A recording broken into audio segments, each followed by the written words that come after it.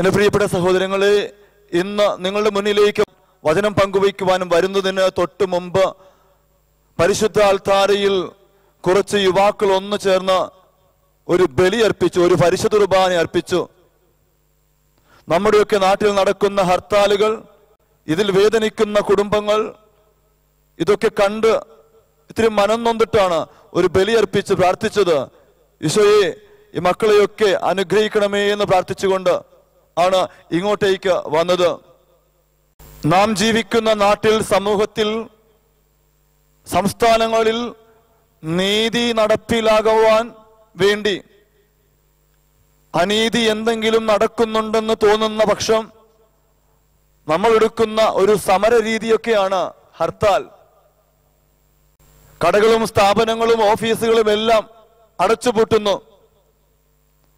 അത് അനീതിക്കെതിരെയുള്ള ഒരു പ്രതിഷേധമാണ്. പല സമര രീതികളിൽ ഒന്ന് മാത്രമാണ് ഹർത്താൽ.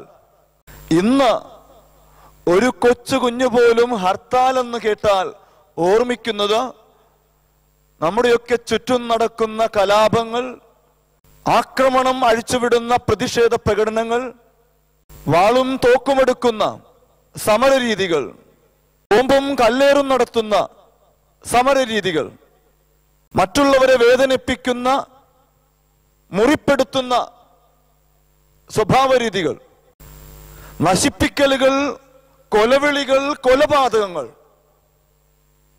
ഇതൊക്കെയാണ് നമ്മുടെയൊക്കെ ചുറ്റും നാട്ടിൽ സംഭവിച്ചുകൊണ്ടിരിക്കുന്നത്. അച്ഛൻ പറഞ്ഞു, ഒരു പരിശുദ്ധ കുർബാന അർപ്പിച്ചു പ്രാർത്ഥിച്ചു. എന്റെ കർത്താവേ, ഞങ്ങളുടെ സമൂഹത്തിൽ സമാധാനം പുനഃസൃഷ്ടിക്കണമേ. അസമാധാനം കൊണ്ടുവരുന്ന മക്കളെ അവർക്ക് മാനസാന്തരം കൊടുക്കണമേ. കുടുംബങ്ങളെ അനുഗ്രഹിക്കണമേ. നമ്മുടെ സമൂഹത്തിൽ പ്രതിഷേധ പ്രകടനങ്ങൾ, ആക്രമണങ്ങൾ അഴിച്ചുവിടുമ്പോൾ അതിൻ്റെ ദുർഫലങ്ങൾ അനുഭവിക്കുന്ന എത്രയോ കുടുംബങ്ങളുണ്ട്. ടിവികളൊക്കെ ഒന്ന് തുറന്നു നോക്കിയാൽ കാണുന്നത് സമരത്തിന്റെ ആക്രമണ രീതികളാണ്. അതിൽ വേദനിക്കുന്ന കുടുംബങ്ങളാണ്. ഈ ദിവസങ്ങളിൽ സ്വന്തം മക്കൾ, യുവാക്കളായ മക്കള് പുറത്തേക്ക് പോകുമ്പോൾ, വീട്ടിൽ നിന്ന് പുറത്തേക്ക് പോകുമ്പോൾ പോകരുതേ എന്ന് പറയുന്ന മാതാപിതാക്കളുണ്ട്. ഇന്ന് പോവണ്ട. സ്വന്തം ഭർത്താക്കന്മാർ പുറത്തേക്ക്, നാട്ടിലേക്ക് ഇറങ്ങുമ്പോൾ, ടൗണിലേക്ക് ഇറങ്ങുമ്പോൾ ഇന്ന് പോകരുതേ എന്ന് പറയുന്ന ഭാര്യമാരുണ്ട്, മക്കളുണ്ട്. കാരണം നമ്മുടെയൊക്കെ നാട്ടിൽ നടന്നുകൊണ്ടിരിക്കുന്ന ഈ ഹർത്താലുകളൊക്കെ കുടുംബങ്ങളിൽ കണ്ണുനീര് വീഴ്ത്തുന്നു. കുടുംബങ്ങളിൽ വേദനയാണ്. ഊണും ഉറക്കവുമില്ലാതെ വീടുകളിൽ പ്രാർത്ഥിച്ചു കൊണ്ടിരിക്കുന്ന, വേദനിച്ച് പ്രാർത്ഥിച്ചു കൊണ്ടിരിക്കുന്ന മറ്റു കുടുംബാംഗങ്ങളുണ്ട്. അവരോടൊന്നു ചേർന്നാണ് ഒരു പരിശുദ്ധ കുർബാന അർപ്പിച്ചത്. ഈ ദിവസങ്ങളിൽ നടക്കുന്ന സമരമുറകളുടെയൊക്കെ ഫലം എന്താണ്? കുഞ്ഞുങ്ങൾക്ക് സ്വന്തം സ്വപ്നങ്ങൾ നഷ്ടപ്പെടുന്നു. കുടുംബങ്ങൾ മുറിവേൽപ്പിക്കപ്പെടുന്നു. പലർക്കും പല ജീവനും നഷ്ടപ്പെടുമ്പോൾ കുടുംബങ്ങൾ നിരാശപ്പെടുന്നു. കുടുംബങ്ങളിൽ ഇനി പ്രതീക്ഷകൾ അറ്റുപോകുന്നു. ഇനി എങ്ങനെ മുന്നോട്ട് പോകണമെന്ന് അറിയാത്ത കുടുംബങ്ങൾ ഉണ്ടാകുന്നു. ഓരോ ഹർത്താലുകളും നമ്മുടെയൊക്കെ കുടുംബങ്ങളിൽ മുറിവുകൾ സൃഷ്ടിക്കുന്നില്ലേ?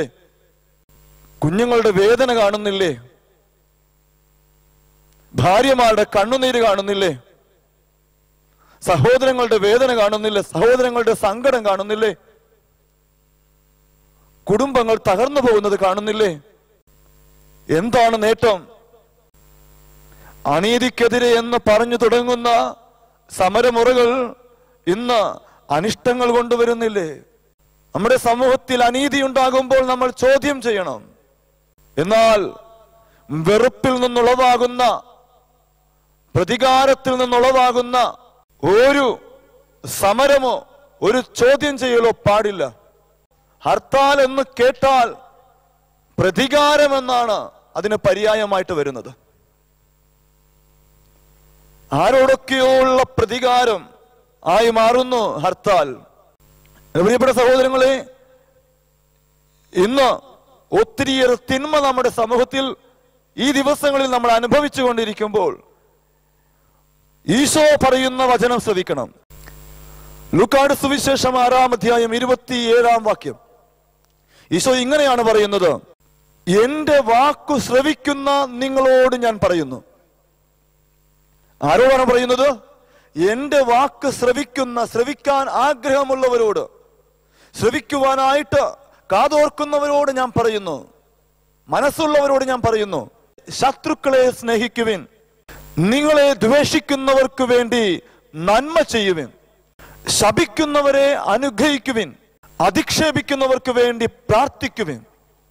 ഒരു ചെകിട്ടത്ത് അടിക്കുന്നവന് മറ്റേ ചെകിട് കൂടി കാണിച്ചു കൊടുക്കുക. ഇന്ന് ഈ വചനം ശ്രവിക്കാതെയും അനുസരിക്കാതെയും പോകുന്നത് കൊണ്ടാണ് ഒത്തിരിയേറെ പ്രതികാരങ്ങൾ ഉണ്ടാകുന്നത്, ഒത്തിരിയേറെ നാശങ്ങൾ ഉണ്ടാകുന്നത്. എന്നെ ശ്രവിച്ചുകൊണ്ടിരിക്കുന്ന ഓരോ മകനും മകളും മനസ്സിലാക്കണം, നാശം കൊണ്ടുവരുന്നത്, തകർച്ച കൊണ്ടുവരുന്നത്, പ്രതികാരം കൊണ്ടുവരുന്നത്, വെറുപ്പ് കൊണ്ടുവരുന്നത് പിശാചാണ്. എന്റെ സമൂഹത്തിൽ ഈ ദിവസങ്ങളിൽ നാശം സൃഷ്ടിക്കപ്പെടുന്നുണ്ടെങ്കിൽ, പ്രതികാര നടപടികളുണ്ടെങ്കിൽ, തകർച്ചയുണ്ടെങ്കിൽ, വെറുപ്പിന്റെ പ്രകടനങ്ങളുണ്ടെങ്കിൽ, ഇവയെല്ലാം പിശാചാണ് കൊണ്ടുവരുന്നത്. മനസ്സിലാക്കിക്കൊള്ളുക. ഈ ദിവസങ്ങളിൽ ഹർത്താലിന്റെ അനന്തരഫലമായ നാശനഷ്ടങ്ങളൊക്കെ കണ്ടുകൊണ്ടിരിക്കുന്ന ഓരോ കുടുംബത്തിലുമുള്ളവർ ഇരുന്ന് ചർച്ച നടത്തും. ഇവരൊക്കെ ഇങ്ങനെ നടത്തുന്നല്ലോ, ഇവരൊക്കെ ഇങ്ങനെ ചെയ്യുന്നല്ലോ, എന്താണ് നേടുന്നത്? എന്നെ ശ്രവിച്ചുകൊണ്ടിരിക്കുന്ന കുടുംബങ്ങളിലിരുന്ന് ഹർത്താലിനെ കുറിച്ച് ചർച്ച ചെയ്തുകൊണ്ടിരിക്കുന്ന പ്രിയപ്പെട്ട മക്കളെ ശ്രവിക്കണം. ഹർത്താൽ സമൂഹത്തിലുണ്ടെങ്കിൽ, ഹർത്താൽ നമ്മുടെ നാട്ടിലുണ്ടെങ്കിൽ, അത് നമ്മുടെ കുടുംബങ്ങളിലുമുണ്ട്. ഞാൻ പറഞ്ഞു, ഹർത്താലിന്റെ പര്യായം പ്രതികാരമായി മാറിയെങ്കിൽ നമ്മുടെ കുടുംബങ്ങളിലും ഈ പ്രതികാരങ്ങൾ സംഭവിക്കുന്നുണ്ട്. പരസ്പരം സ്നേഹിക്കുവാനും പരസ്പരം ക്ഷമിക്കുവാനും കുടുംബങ്ങളിൽ സാധിക്കുന്നില്ലെങ്കിൽ അവിടെ ഹർത്താലുകൾ സംഭവിക്കുന്നുണ്ട്. സ്നേഹിക്കുവാനും ക്ഷമിക്കുവാനും മറന്നു പോകുന്ന കുടുംബങ്ങള് ഇന്ന് ഹർത്താലുകൾ നടത്തുന്ന കുടുംബങ്ങളാണ്, പ്രതികാരങ്ങൾ പ്രകടിപ്പിക്കുന്ന കുടുംബങ്ങളാണ്. വിശുദ്ധ പൗലോസ് ശ്ലീഹ റോമാക്കാർക്ക് എഴുതിയ ലേഖനം 12-ാം അധ്യായം 21-ാമത്തെ വാക്യത്തിൽ പറഞ്ഞു: തിന്മ നിങ്ങളെ കീഴടക്കാതിരിക്കട്ടെ, തിന്മയെ നന്മ കൊണ്ട് കീഴടക്കുവിൻ. ഇന്ന് ഹർത്താൽ നമ്മുടെ കുടുംബങ്ങളിലുമുണ്ട്, സമൂഹത്തിലുമുണ്ട്. വീട്ടിലും ഹർത്താൽ, നാട്ടിലും ഹർത്താൽ. തിന്മ കൊണ്ട് തിന്മയെ നേരിട്ടാൽ അത് നാശം കൊണ്ടുവരുന്നു, അത് തകർച്ച കൊണ്ടുവരുന്നു. നന്മ കൊണ്ട് തിന്മയെ കീഴടക്കുവിൻ. അച്ഛൻ പ്രാർത്ഥിക്കുന്നു, നമ്മുടെ ഭവനങ്ങളിൽ നിന്നും നമ്മുടെ സമൂഹത്തിൽ നിന്നും തിന്മ ഉച്ചാടനം ചെയ്യപ്പെടട്ടെ. പലതിൻ്റെയും പേരിൽ പല കാരണങ്ങളും പറഞ്ഞ് നാം നടത്തിക്കൊണ്ടിരിക്കുന്ന